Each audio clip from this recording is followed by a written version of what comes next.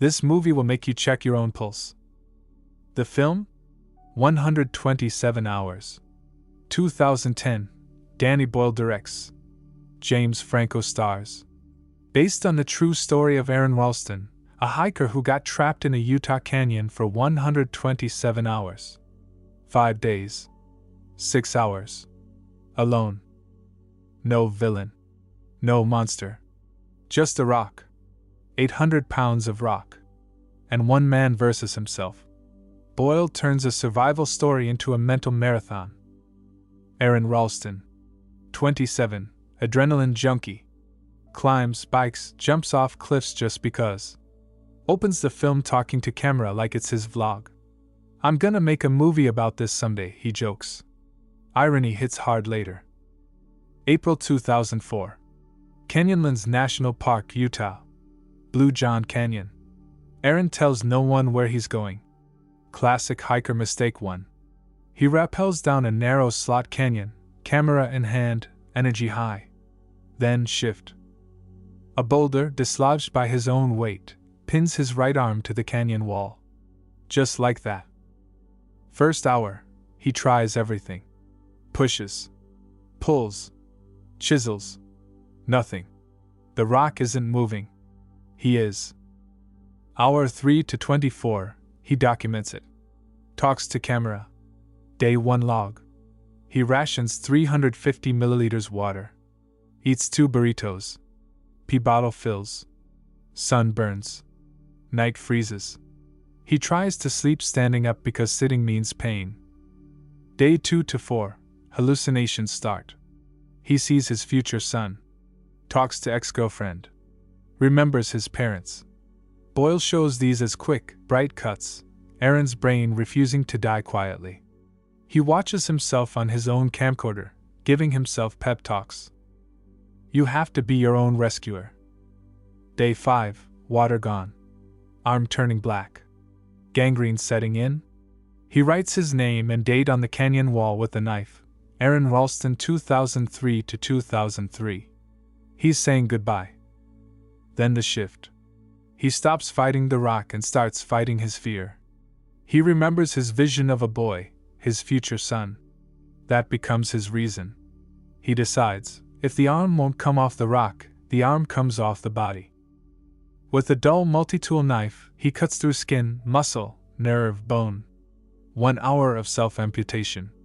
Boyle doesn't cut away. You hear it. You feel it. He tourniquets with a camelback tube, breaks his own radius and ulna with the rock saws through. Then he rappels down 65 feet one-handed, hikes 8 miles, and gets found by a family on vacation. Last shot, real Aron, with one arm, back on mountains. Title, He's Alive. Danny Boyle takes one location, a crack in rock, and makes it an IMAX universe. The camera is Aron's mind. When Aron's panicking, camera spins, Dutch angles, extreme close-ups on sweat. When he's remembering life, camera goes wide, bright, slow-mo. Boyle uses split screens, Aron's face plus his camcorder footage plus the sky above. Makes you feel trapped and free at once. He shoots the canyon like a character. The rock is silent, patient, indifferent. No music when it pins him. Just a thud. That sound design choice is brutal genius. Boyle also breaks the fourth wall. Aron talks to us through the camera. Makes us complicit. You're watching me die, he says. We can't change it. That's the point. 19 days shoot, but feels like 127 hours. Boyle said I wanted the audience to feel thirsty. Mission accomplished. 2 words, the amputation sequence. It's not gory for shock. It's precise for truth. Aron sharpens his knife on rock for hours. He tests it on his arm hair. It doesn't cut. He knows it won't be clean. He ties the tourniquet. Takes a breath. Says this is it. Then cut. The sound is wet scraping. He hits nerve, screams. Breaks bone by wedging knife and pushing with his body weight. Snap. He vomits. Keeps going.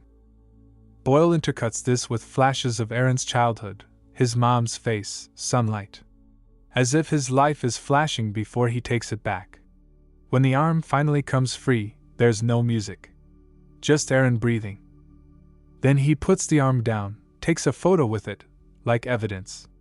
Then laughs. A hysterical, alive laugh. People fainted in theaters. Not because of blood. Because of will. That scene is 10 minutes, but it feels like rebirth. Boyle makes you ask, what would you cut off to live? James Franco as Aron, one-man show. 90% of film is just his face. And he carries it. He goes from cocky to scared to delirious to serene. Watch his eyes on day 4, they're dead, then suddenly light up with the sun vision. That's Oscar-nominated acting without a co-star. He learned to mimic Aron's exact movements, voice, even his laugh. He lost 15 kilos to look depleted. When he screams, you believe it's day 5, not day 2 of shoot. No other actor has screen time. The Rock is the second lead. Franco makes you forget there's no one else. He talks, jokes, cries, and negotiates with himself. That's not acting. That's survival. Aron Ralston does cameo voice as Aron's inner voice. Even 3 seconds of his music lifts the scene. But Franco is the whole orchestra. Aron Ralston plus Dario Marianelli score. But Boyle uses it like oxygen, sparingly. First 3 days, almost no music. Just wind, water dripping, Aron's breathing, rock grinding. You become thirsty with him. Silence was panic. When Aron hallucinates, Ralston's theme Never Give Up enters. Flute strings hope. It's not background. It's Aron's will made audible. The amputation has no music. Just knife, breath, bone.